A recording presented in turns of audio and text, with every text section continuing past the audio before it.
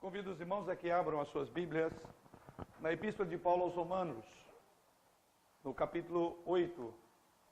Epístola de Paulo aos Romanos, no capítulo 8. E nós vamos proceder à leitura a partir dos últimos versos deste capítulo, ou seja, os versos 31 até o final. Epístola de Paulo aos Romanos, no capítulo 8, a partir do verso 31.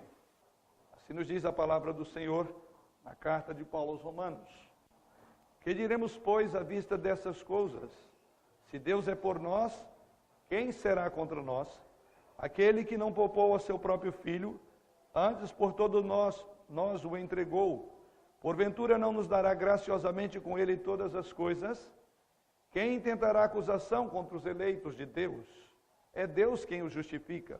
Quem os condenará?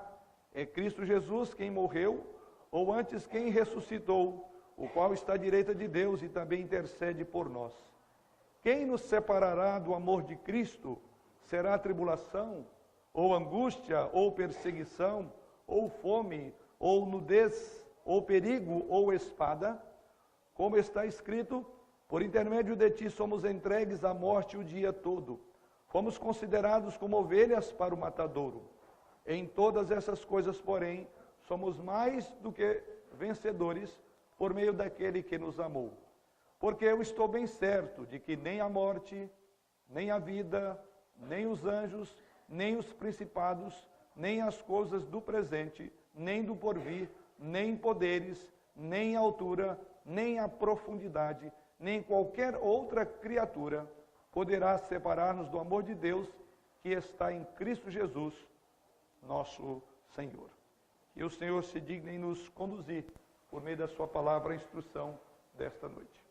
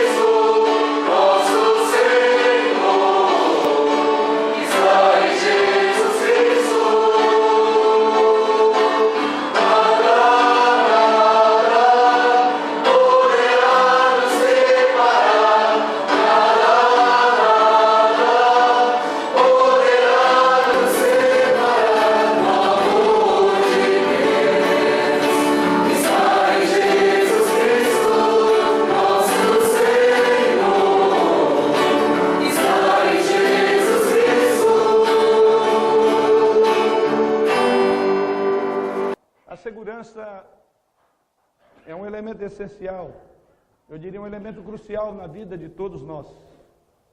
Infelizmente, também ela é muito ilusória. As recentes ameaças, por exemplo, da Coreia do Norte e a troca de farpas entre a Coreia e os Estados Unidos da América, os vários e sucessivos atentados que têm se tornado comum na Europa, demonstram o quão inseguro vivemos no mundo atual. Mas quando trazemos a questão da segurança para um nível pessoal, talvez eu creia que você viva na insegurança, porque quem sabe você foi vítima de um crime, de um roubo ou outro tipo de violência. Talvez seu cônjuge tenha ameaçado você com o divórcio, e assim você não tem gozado mais de segurança conjugal. Ou mesmo, quem sabe, querido irmão e caro ouvinte, os seus filhos podem estar lutando com um problema de enfermidade, com problemas físicos e também emocionais, que lhe privam também a segurança. Talvez você perdeu o seu emprego e a sua aposentadoria despencou, deixando você sentido inesperadamente inseguro, sentindo assim. Refletindo sobre a sua vida, você então percebe, querido irmão ou amigo, que você tem pouca ou até mesmo nenhuma segurança nas áreas onde mais você desejaria tê-las. Felizmente, na área única que realmente importa mais, ou seja, o seu relacionamento com Deus, você pode ter a máxima segurança. A Bíblia declara que Deus oferece aos crentes o seu amor e aceitação incondicionais. E eu quero que você saiba que o amor de Deus por você é perfeito. Ele nunca te deixará. Ele anseia por você ter a total segurança nele. Essa paz e confiança são então absolutamente cruciais se você experimentar a vida tal qual Deus quer que você viva. Romanos 8, lido aos irmãos nessa noite, e onde vamos pensar um pouco, refletir sobre este ensino, pode ser a passagem mais reconfortante e encorajadora de toda a Bíblia. Uma das passagens que me deleito nas minhas devocionais. Extremamente rica, profunda, e tem sido essa passagem a minha fonte motora de visitação aos enfermos, aos aflitos da igreja. Porque essa tem sido também a minha paz, o meu gozo. Não há dúvida que essa passagem se destaca como a mais monumental passagem de encorajamento nas Escrituras. Esses versículos que li aos irmãos, eles definitivamente declaram a segurança que deve levar-nos à estabilidade e à produtividade na vida cristã. Paulo oferece aqui 3 garantias esperançosas. A primeira garantia, na linguagem de Paulo, no texto que vamos abordar essa noite, é que não há oposição que consiga afastar-nos de Deus, do amor de Deus. Isso veremos no desenvolvimento do texto, nos versos 31 e 32. Mas Paulo fala de algo mais. Ele diz também que não há condenação, versos 33 e 34. E por fim ele conclui dizendo, não há separação. Então aqui Paulo declara definitivamente e apresenta essas garantias esperançosas. Não há oposição a nós que nos afaste de Deus. Não há condenação que nos mova diante dele, e não há separação, não há nada, coisa nenhuma, como acabamos de cantar esse cântico, que pode nos separar do amor de Deus que está em Cristo Jesus, nosso Senhor. O nosso tema essa noite é nossa firme segurança. Vamos orar. Pai, louvamos ao Senhor por esta hora de culto, de adoração. Louvamos-te pelo momento tão especial, quando agora vamos ouvir a Tua palavra, a Tua voz, doce, meiga, poderosa e majestosa, chegando ao nosso coração. E que o motivo para o qual ela está sendo designada alcance todos os corações dessa noite. E assim nos curvamos humildemente diante do Senhor, suplicando-te que nos auxilies enquanto os nossos olhos se abrem para o texto que temos diante de nós, que acima de tudo os olhos da nossa alma contemplem a beleza e a glória do Senhor nesta passagem. Assim em Jesus nós oramos. Amém. Então vamos olhar para o texto, essas três garantias esperançosas que Paulo coloca ao final do capítulo 8 da sua carta aos Romanos. E a primeira, como já indicada, observemos ela, está aí no verso de número 31 e 32, e que intitulamos aqui de que não há oposição.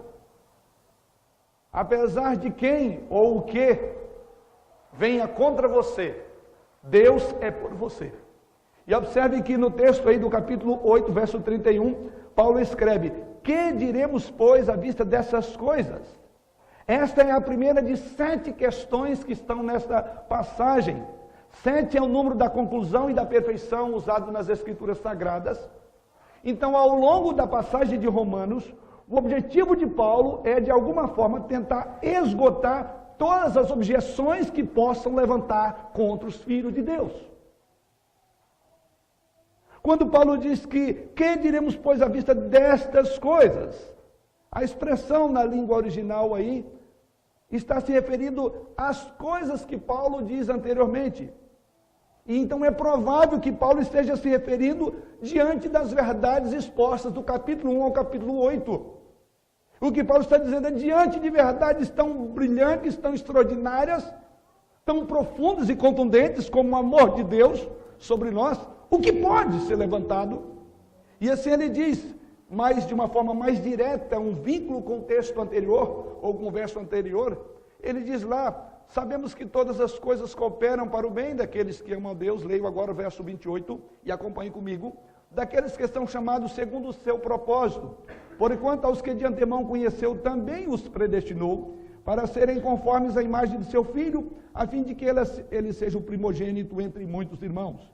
E aos que predestinou, a este também chamou. E aos que chamou, a estes também justificou. E aos que justificou, a estes também glorificou. E agora vem Paulo na sequência e diz: o que diremos à vista destas coisas? Diante de tudo que Paulo aborda aqui no verso de número 30, ele diz então: o que tem, o que pode ser levantado contra o Senhor nesta hora? Ou contra nós?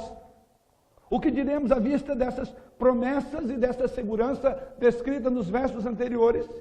Então, essa expressão que Paulo usa aqui, na língua original, provavelmente se refere a todo o conteúdo da carta anteriormente apresentada, que vai desde o capítulo 1 até o capítulo 8.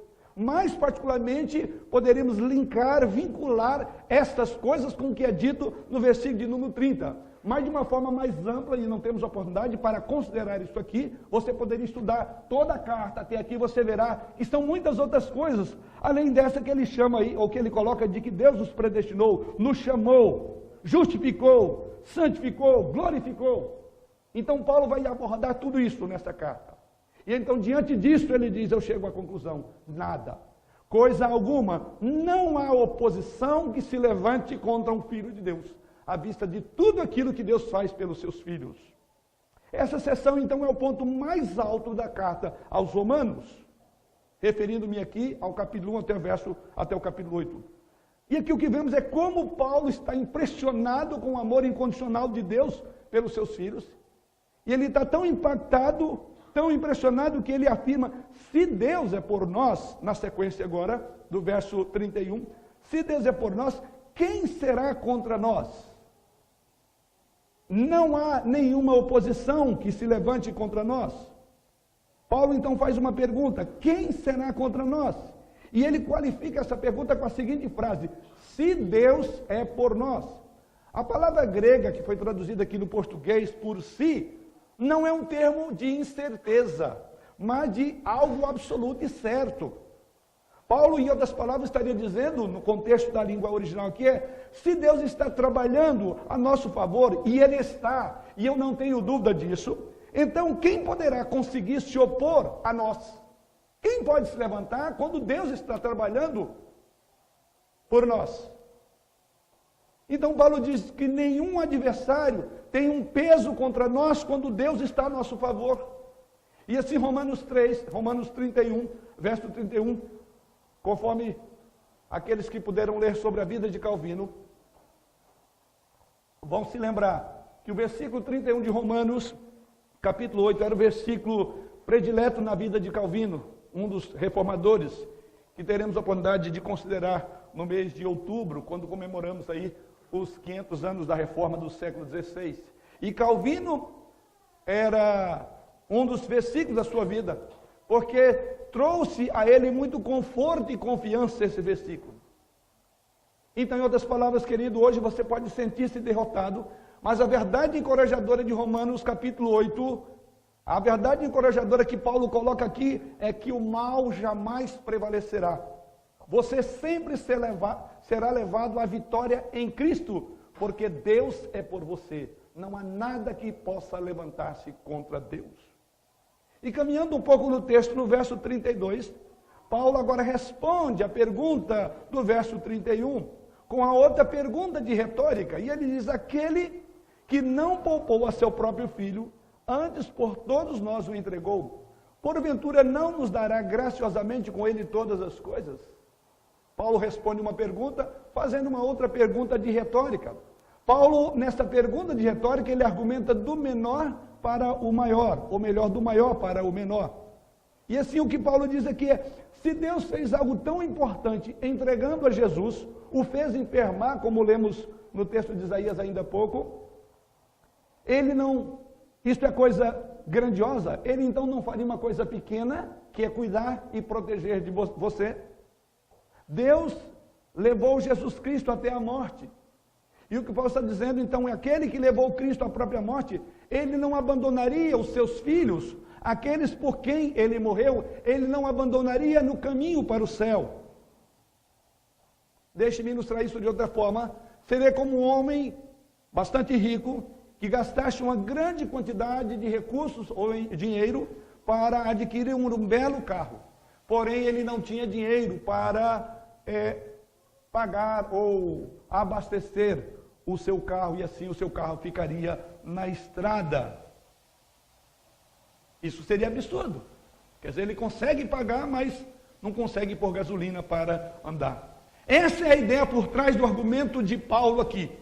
Como Deus entregou seu próprio filho para comprar a sua vida, ele certamente lhe dará o que você mais precisa para viver agora. Deus não deixa o carro no meio do caminho. Deus não deixa os seus filhos à margem das circunstâncias ou das adversidades. Então a afirmação de Paulo é projetada para levar o crente à inabalável certeza de que Deus fará o que for necessário para garantir o melhor e para que esse melhor glorifique a Ele, porque o fim de todas as coisas é a glória dele. E Deus é glorificado na segurança dos salvos. Mas Paulo não só trata dessa questão, do modo como ele vai falar dessa garantia esperançosa. Então, Paulo parte dessa primeira garantia esperançosa, é de que não há oposição, e Paulo parte uma segunda garantia, e ele diz: também não há condenação. Isso encontramos nos versos 33 e 34, quando lemos: quem intentará acusação contra os eleitos de Deus? É Deus quem os justifica. Quem os condenará?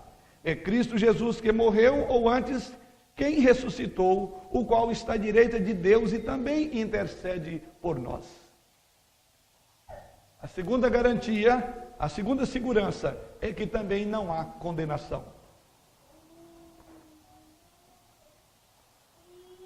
Embora, querido, você e eu possamos sentir condenados de tempo em tempo, em função das nossas mazelas e pecados, o amor de Deus por você, ele é atemporal. E ele nunca condenará. E é por isso que Paulo escreve aqui no versículo 33, dizendo: quem intentará acusação contra os eleitos de Deus? É Deus quem os justifica. Esta aqui é uma questão de retórica, equivalente a uma negação enfática. Em outras palavras, não há como ser condenado. Então a questão é: quem ousaria trazer uma acusação contra os eleitos de Deus? Quem ousaria entrar no tribunal de Deus para acusar um daqueles por quem ele morreu? A resposta é claro: não há ninguém que possa nos acusar. Este é um termo forense, é um termo que se usava nos tribunais.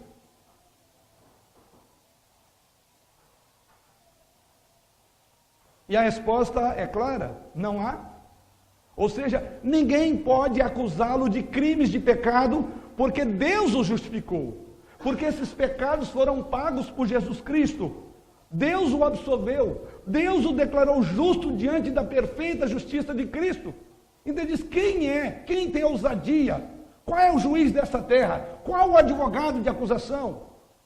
Qual o poder ou principado pode levantar uma acusação no tribunal, onde está sendo julgado e ali onde Jesus Cristo está apresentando a defesa no seu próprio sangue? Em outras palavras, o que Paulo está dizendo aqui é o seguinte, queridos: se Deus pronunciou este veredito, quem pode ressuscitar as acusações de pecado que o levaria novamente no tribunal dele? Não há como. Não há uma dupla ameaça no sistema legal de Deus. Não há. É impossível haver.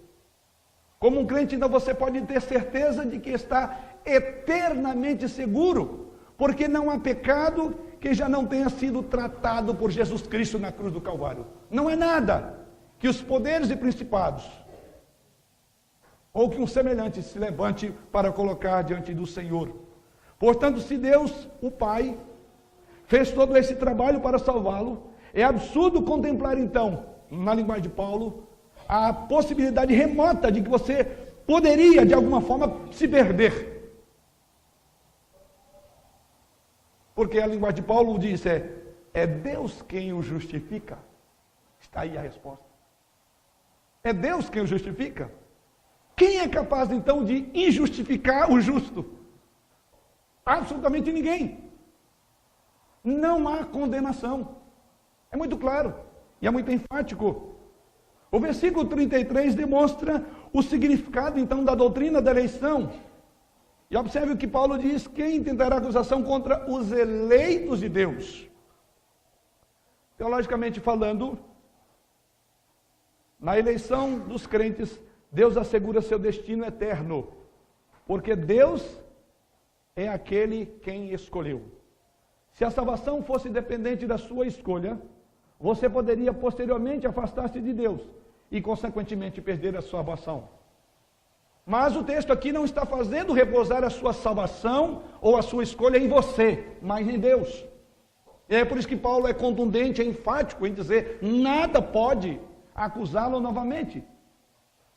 Mas, se Deus é aquele quem o escolheu, cabe a ele determinar o seu destino eterno. Felizmente, uma vez que Deus o escolhe, ele nunca mais o rejeitará. Essa é uma verdade incrivelmente libertadora para aqueles que estão em Jesus Cristo. E a verdade é essa, que o seu Pai Celestial trouxe você no contexto do seu plano amoroso e eterno. E Ele haverá de sustentá-lo nesse mundo. E Ele irá preservá-lo para o mundo do porvir. Que garantia! Que extraordinária segurança! De fato, que grande segurança! Segurança que deve levar-nos à estabilidade e produtividade. Essa segurança de todo o texto sempre nos levarão para a estabilidade e a profundidade e a produtividade. Então, no capítulo 8, verso 34, Paulo então faz uma outra pergunta: quem os condenará? E a resposta é Cristo Jesus quem morreu, ou antes quem ressuscitou, qual está à direita de Deus, e também intercede por nós. 4 afirmações importantíssimas, Paulo diz.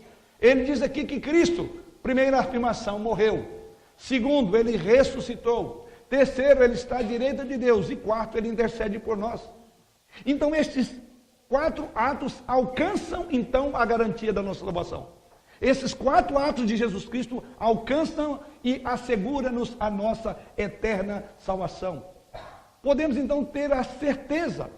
E quando Paulo usa aqui no verso 34 que ele é quem intercede por nós, esta expressão é muito rica no texto, que também intercede por nós, no final do verso de número 34. É um termo que era usado também num contexto forense, ou seja, num tribunal.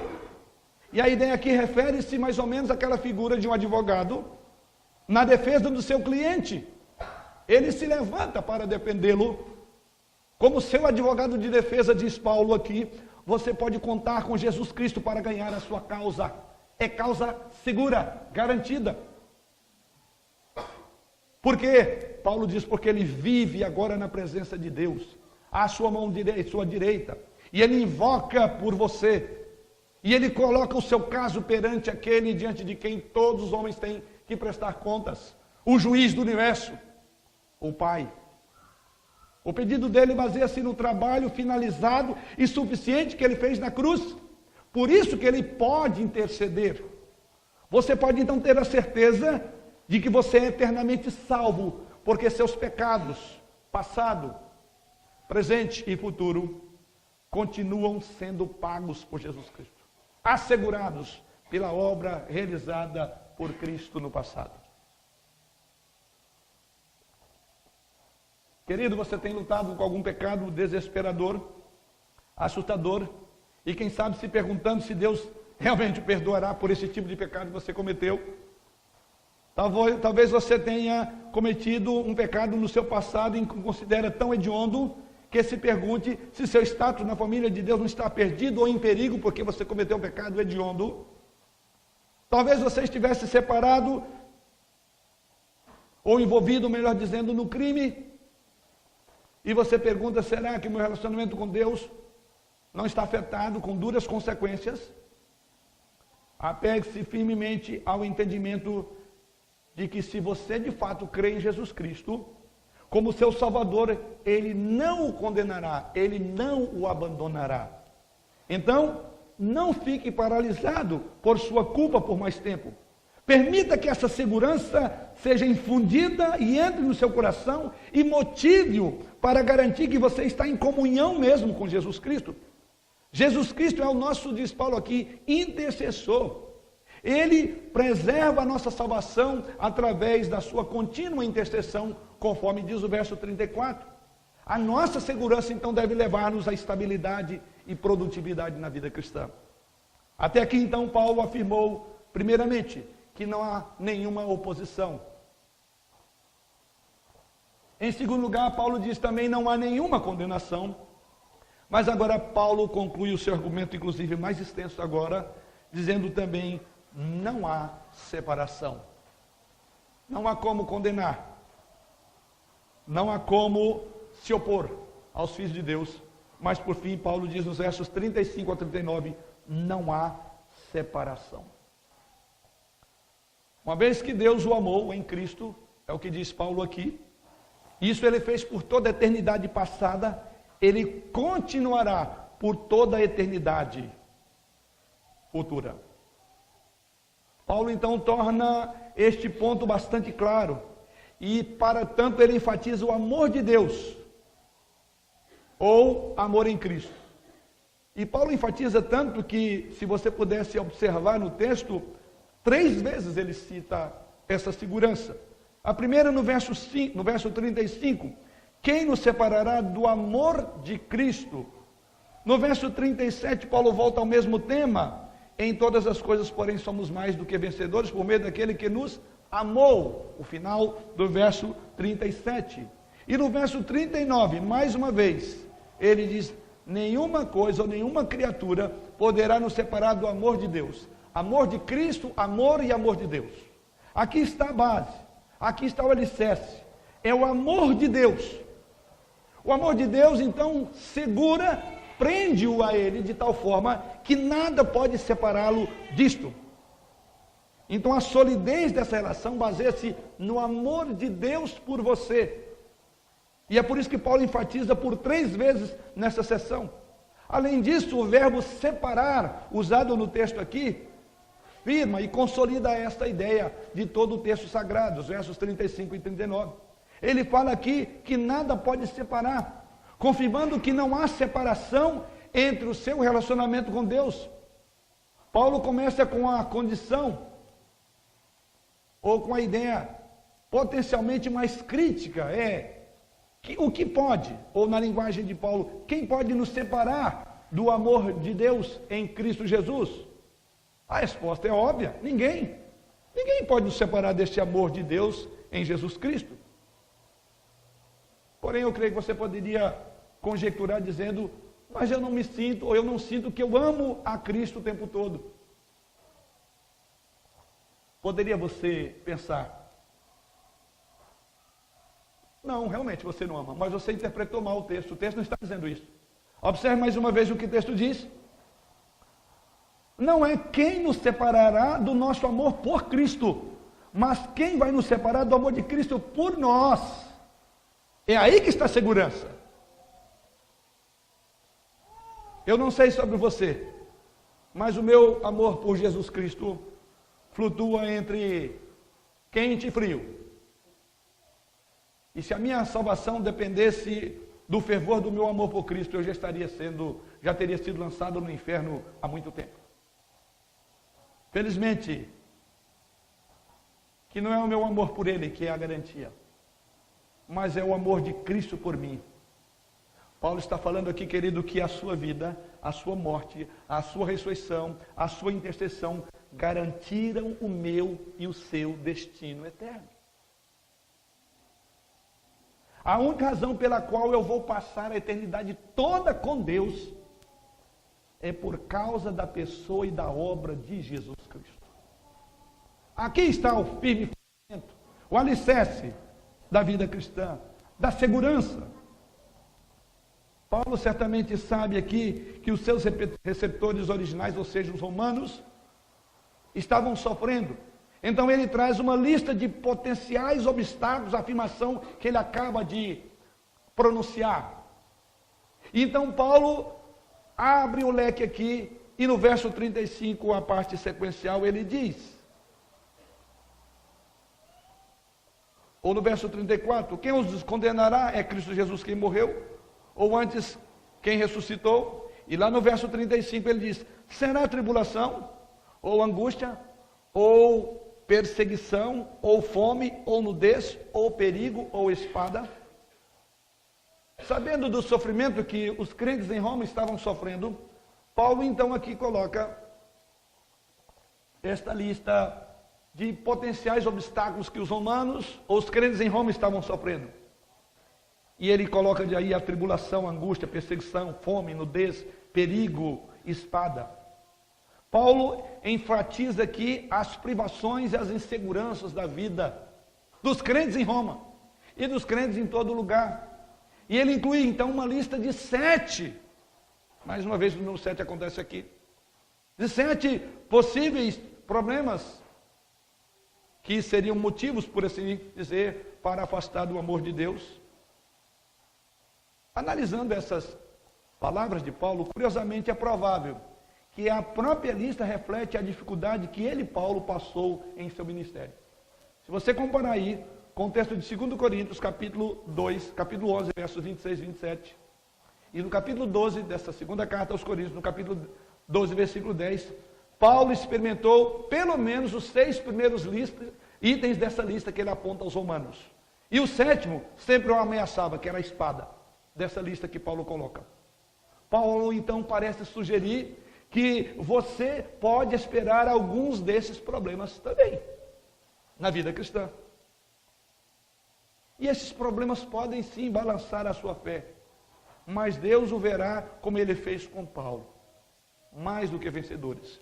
E no versículo 36, Paulo então afirma, de fato, que os sofrimentos do capítulo 8, verso 35, a parte final, atingem os crentes. E aí Paulo relembra aqui, lá no verso 36, melhor dizendo, como está escrito, por amor de ti somos entregues à morte o dia todo, fomos considerados como ovelhas para o matadouro.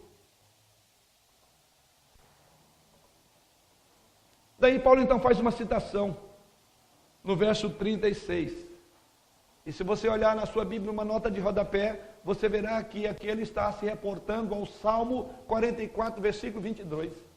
Paulo então, para corroborar com o seu argumento das lutas que todos os crentes estão sujeitos a passar e passam por ela, inclusive eles se incluem nessa lista de problemas, Paulo diz, também já está escrito. Refere-se aqui ao Salmo 44, verso 22. E no Salmo 44, verso 22, ali fala dos filhos de Coré. E os filhos de Coré, segundo o próprio Salmo, lamentam no Salmo a morte daqueles que pertencem ao Senhor e de que morreram nas mãos de homens maus. E os filhos de Coré descrevem isso no Salmo 44.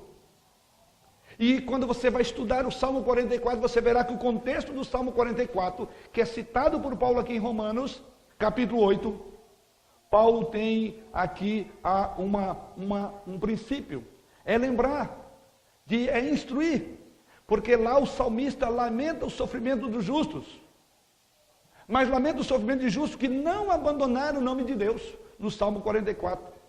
E ainda assim esses homens piedosos e mulheres são submetidos à humilhação, derrota e zombaria. Então o que Paulo afirma aqui em Romanos ao citar o Salmo dos filhos de Coré é que tais sofrimentos são inevitáveis a muitos cristãos. Mas Paulo diz, isto não consegue separar o amor de Deus.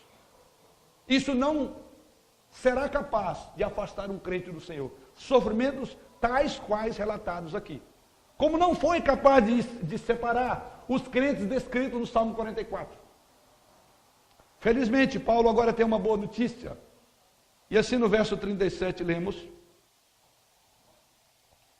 diante de tudo aquilo que tenta nos separar do amor de Cristo, ele diz: em todas essas coisas, porém, somos mais que vencedores por meio daquele que nos amou. A boa notícia é essa: em todas essas coisas, porém, somos mais que vencedores por meio daquele que nos amou. Paulo está aqui tão animado, e ele usa uma palavra muito rica aqui no original. A palavra traduzida aqui para mais que vencedores poderia ser como conquista esmagadora, literalmente. É uma palavra que contém um prefixo de uma palavra grega que é acima de, mais o verbo conquistar. Então a raiz deste verbo é a palavra de onde tem um outro termozinho em inglês, Nike. E eu quero compartilhar isso com você, porque quando você vê o emblema da Nike, ou assiste um comercial da Nike, você se lembrará de Romanos 8, verso 37. Através de Cristo, o que Paulo diz, que não somos apenas vitoriosos, mas somos conquistadores. Conquistamos esmagadoramente toda e qualquer oposição que se levante contra nós. É a ideia de conquista. Observe que esta frase está no tempo presente, o que significa que isto é verdade agora, no contexto que Paulo já escrevia. Mais uma vez, a razão pela qual você pode ter tanta segurança, ter tanta confiança, é que a sua experiência no presente e futura é por causa da escolha e das ações soberanas de Deus sobre você. Então você tem uma conquista esmagadora, mais do que vencedores. O tempo da frase que Paulo usa é por meio daquele que nos amou, é um tempo no passado. Então o que Paulo está dizendo aqui é que não simplesmente que Deus o ama, embora isso seja verdade. O objetivo de Paulo aqui é mostrar que Deus já fez isso.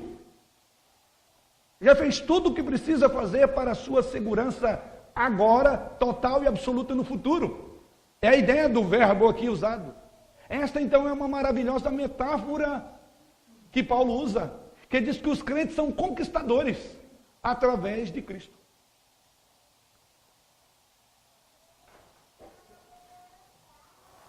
E no verso 38 Paulo continua dizendo: porque eu estou bem certo de que nem morte, nem a morte, nem a vida, nem os anjos, nem os principados, nem as coisas do presente, nem do porvir, nem poderes, nem altura, nem a profundidade, nem qualquer outra criatura poderá separar-nos do amor de Deus que está em Cristo Jesus, nosso Senhor.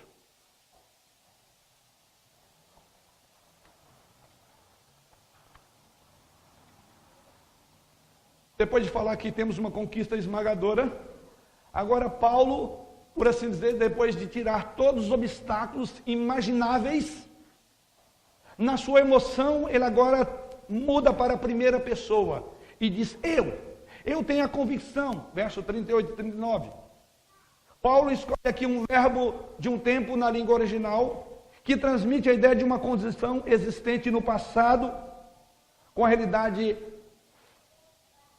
estabelecida no presente. vista no presente. Isso significa então algo mais ou menos na nossa língua como dizer: eu estava convencido no passado e estou plenamente convencido no presente, e terei a segurança do futuro que nada, nem morte, nem vida, nem anjos, e aí por diante, nada poderá separar do amor de Deus em Cristo Jesus. Eu estou plenamente convencido, diz o apóstolo Paulo. Quando Paulo diz que está convencido, então Paulo na verdade fala aqui, irmãos, como homem que apostou a vida em certas realidades imutáveis. É por isso que esse homem pode afirmar uma linguagem como esta, porque ele apostou a sua vida em verdades imutáveis. E tudo passará, menos a verdade de Deus. Jesus assegurou-nos isso. Passará os céus e a terra, mas as minhas palavras não hão de passar. Essa é a verdade imutável que nos dá segurança em momentos de crise e de dificuldade que estamos vivendo e viveremos, quem sabe até mais ainda. E Paulo então conclui o seu argumento dizendo: eu estou bem certo. É curioso que Paulo apresenta daqui para frente, nesses versos 38 e 39, ele apresenta aqui alguns pares de ideias. E os primeiros pares que Paulo coloca é morte e vida. O que Paulo está dizendo que nem morte nem vida, significa que nem a morte pode separar um crente do amor de Deus, e nem a vida. As duas coisas que mais tememos, viver e morrer, são ameaças à nossa vida eterna. E aí então Paulo diz: se vivemos ou morremos, estaremos no amor de Deus, desde a morte até a vida. Por isso nem a vida, nem a morte pode tirar-nos o gozo eterno. O outro par de ideias que Paulo trata, ele diz também que nem coisas do presente, contrapondo as coisas, ou somando as coisas do porvir. O que Paulo está dizendo aqui é que nada na nossa experiência presente, nem por qualquer outra coisa, poderá separar-nos do amor de Cristo. Nem aqui, nem aquilo que não imaginamos no porvir, poderá separar. E por fim ele diz: nem altura, nem profundidade.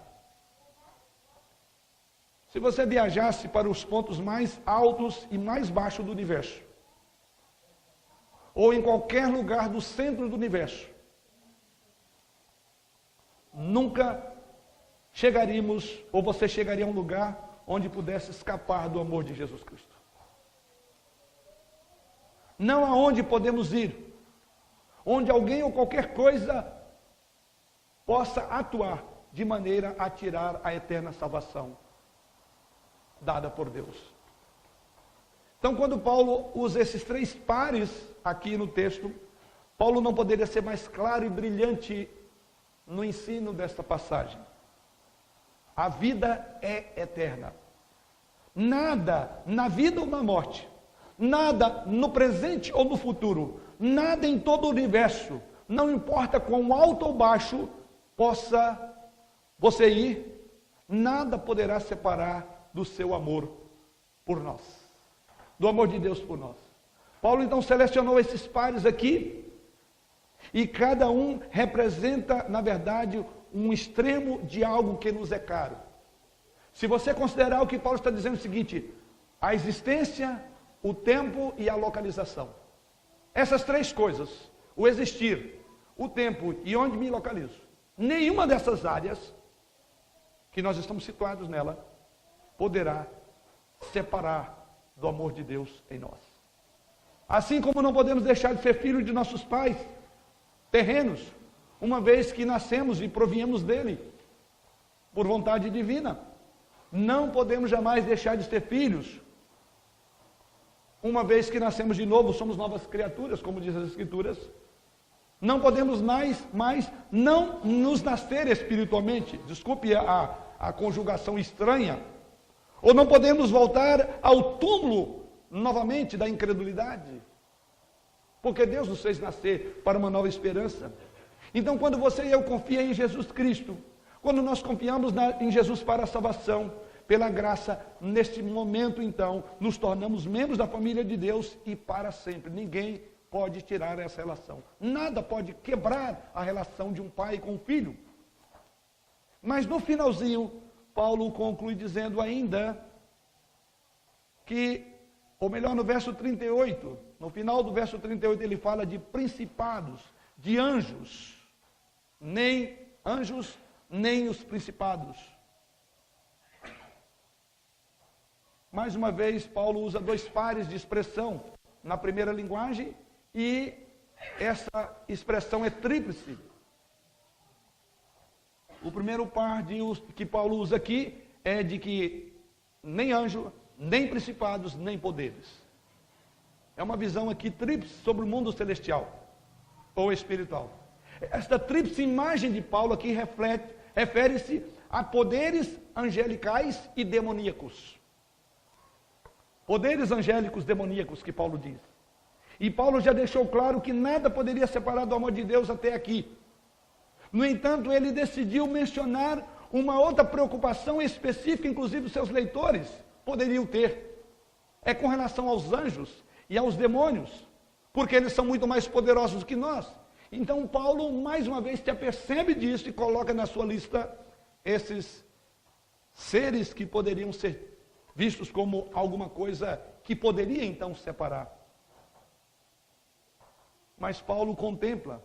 No entanto, Paulo diz, não há nada ainda que poderá separar-nos do amor de Cristo, incluindo os anjos e os demônios. Certamente, enquanto o diabo e os seus anjos podem tornar as vidas dos crentes no tempo presente miserável, se cedemos às influências desses demônios, Paulo diz, eles não poderão tirar a nossa vida eterna. E o apóstolo João, na sua primeira epístola, no capítulo 4, verso 4, fala por quê? Quando João diz lá, porque maior é aquele que está em vós do que aquele que está no mundo. Nem os poderes do inferno podem levantar contra um filho de Deus. E a última expressão, ele diz, nem qualquer outra criatura. Nem qualquer outra criatura. Você é uma criatura? Bem, é claro que você é uma criatura de Deus. Existem duas classes de seres apenas, o Criador e a criatura. Se você não é Deus, o Criador, então você é uma de suas muitas criaturas. Você é uma parte da criação de Deus. Portanto, essa frase inclui você. Paulo lutou para ser o mais abrangente possível. E o que Paulo coloca aqui, que todo abismo concebível foi preenchido aqui. Porque ele diz, todas as bases teológicas foram aqui cobertas. E assim ele conclui dizendo, nada pode nos separar do amor de Deus. Isso inclui qualquer coisa que nós, como crentes, possamos fazer, pensar ou dizer. Nem você, como criatura, é capaz de afastar-se de Deus, deste amor eletivo dele. A razão de Paulo para incluir este último elemento é, por assim dizer, preencher a lista do que eventualmente você poderia conjecturar de que seria um motivo para afastar você de Deus. E aqui Paulo diz, Deus é muito claro, que em nenhum lugar, de jeito nenhum, em nenhum momento, você pode ser removido do amor de Deus. No momento em que depositamos a nossa confiança em Cristo, no momento em que confiamos e dependemos dele, então temos a garantia. Você deve então, querido, saber da sua confiança em Cristo estar depositada no fato de que ele salvou pelo seu sacrifício vicário. Você pode e deve saber que você está completamente perdoado, você está seguro no amor de Deus em Cristo Jesus. Então eu concluiria dizendo que a questão aqui é, posso perder minha salvação? Mas a grande questão de Romanos 8 é, Deus pode me perder? É aqui que está a ênfase desse texto. Não é eu posso me perder, eu posso não amar, eu posso não manter-me firme. Romanos 8 não coloca sobre você. E é por isso que ele diz que tem todos os fundamentos. A questão é, Deus pode me perder? A única maneira de perder a sua salvação é se você for mais poderoso do que Deus. E Paulo levantou uma lista. E eu te dou a vida toda para pensar em outras listas. E coloque nessa lista e pergunta: Deus pode me perder por alguma das coisas que porventura Paulo não tenha contemplado? Ou tem algo mais profundo que Paulo contemplou por divina inspiração? Além disso, a frase é Cristo Jesus nosso Senhor. Ela ocorre no final do capítulo 4, do capítulo 5, do capítulo 6, do capítulo 7, do capítulo 8. A base é Cristo Jesus nosso Senhor. Ou seja, o que Paulo diz, a segurança vem de Cristo. Quero concluir com algumas reflexões ou aplicações. Talvez a primeira coisa você diria: ok, isso é maravilhoso, eu estou encorajado para lutar as lutas que cabe a mim nessa terra.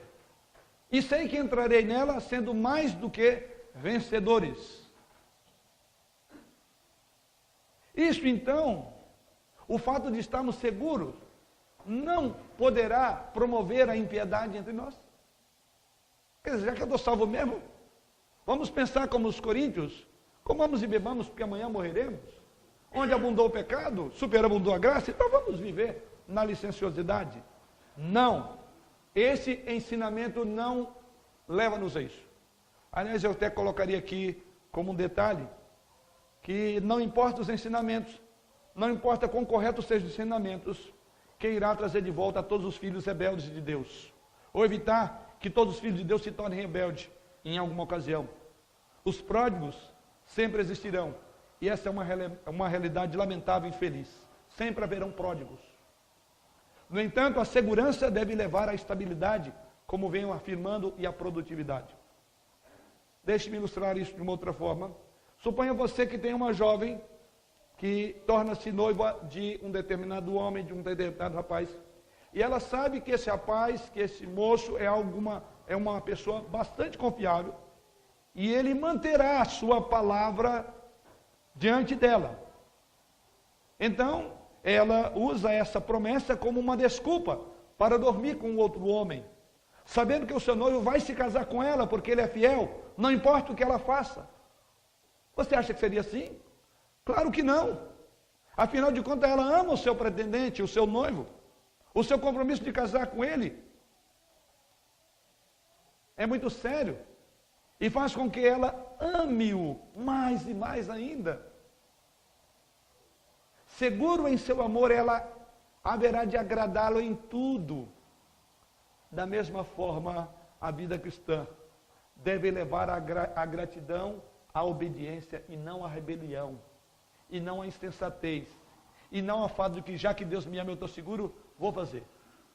Assim como a imagem que trago à mente dos irmãos é natural, ela não faria isso, por amor, por ser impactada pela fidelidade dele. Assim somos nós. Essa doutrina não nos leva à vida de licenciosidade, ao contrário, ela nos faz apegar mais ao nosso Deus, a amá-lo mais, a consagrar a nossa vida mais a Ele. Então, como podemos aplicar essa grande doutrina ensinada em Romanos 8? De duas formas. Primeiramente, você precisa de considerar e reivindicar essa palavra para você. Você deve memorizar as Escrituras, como Romanos 8, como João capítulo 5, verso 24, como 1 João capítulo 5, versículo 11 e em diante. E ficar de pé em cima das promessas desse texto. Saber que você é salvo. E essa doutrina, então, ela é libertadora. Ela muda você. Por entender que há segurança, então há produtividade e segurança na vida cristã. A segurança atua como uma fortaleza contra a condenação que Satanás ou suas hostes podem levantar contra você, contra as próprias dúvidas carnais. Não fica os seus anos de vida na dúvida. Avance com segurança. Você está seguro em Jesus Cristo, meu irmão. E em segundo lugar, ame os outros com amor incondicional. Com o amor de Deus. E por que eu digo isso? Porque se você estiver seguro, você poderá amar outros. Se você viver em segurança, você estará introspectivamente preocupado consigo mesmo e não terá tempo para amar o outro. Essa segurança então nos liberta para amar, em vez de preocupar com a nossa segurança. No entanto, o amor de Deus por você deve obrigar você a ter esse amor pelos outros.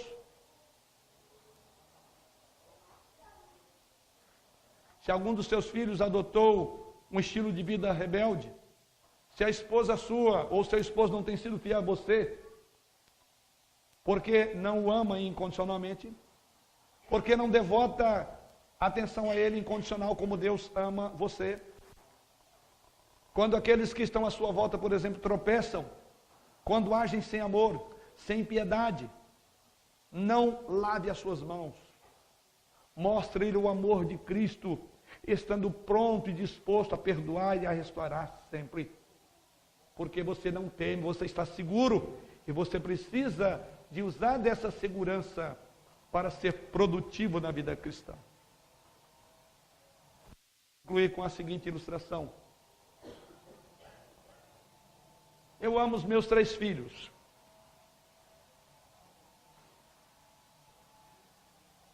E eu sei que eu estaria pronto para dar a minha vida por eles, como pai.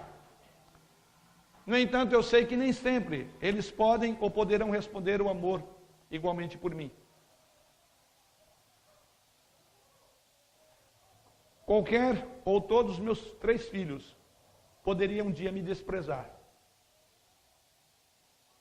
Eles poderiam potencialmente, inclusive, expressar o seu desdém por mim, desobedecendo-me, ou quem sabe amaldiçoando-me, me atingindo, quem sabe fugindo do meu lar, do nosso lar, e mudando o seu sobrenome porque não concorda e não gosta de mim.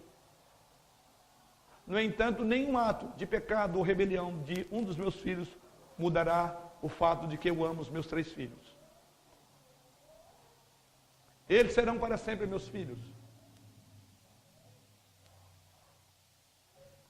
Agora, independentemente de quanto eu amo o Arthur, a Rebeca e o Pedro, meu amor por meus filhos poderia ser chamado de ódio, quando eu comparo o amor que tenho por eles ao amor que Deus tem por mim e por nós. Sou um homem arrogante, egoísta, impaciente e pecador. Mas Deus, querido, por outro lado, é altruísta, é paciente, é perfeito e é gracioso. Se Ele pode me permitir continuar comigo os meus filhos, quanto mais Ele pode continuar te amando apesar de você mesmo. Paulo disse em 2 Timóteo 2,13, se somos infiéis, Ele permanece fiel, pois de maneira nenhuma pode negar-se a si mesmo. Então, quando Deus diz que o amor de seus filhos é incondicional e eterno, você pode ter certeza do que Ele está dizendo. É incondicional e eterno. Sinceramente, eu oro a Deus para que todos aqui estejam seguros, conforme aludimos inicialmente, a nossa segurança, a nossa firmeza. Mas caso contrário, eu quero exortar aqueles que não têm a confiança do que acabamos de aprender na mensagem do Senhor. Eu quero exortá-lo a ter a certeza de ter crido em algo sólido, crido em Jesus Cristo como seu Senhor e o seu Salvador. Eu quero, querido ouvinte, que você reconheça que não há nada que você possa fazer para escapar da pena do seu próprio pecado. E eu conclamo essa noite a lançar sobre a misericórdia do Senhor Jesus Cristo. Eu conclamo você, querido ouvinte, a confiar em sua morte, na sua ressurreição pelos seus pecados. E Ele lhe dará nova vida, segurança imediata e também segurança eterna. Eu oro a Deus por isso. Amém.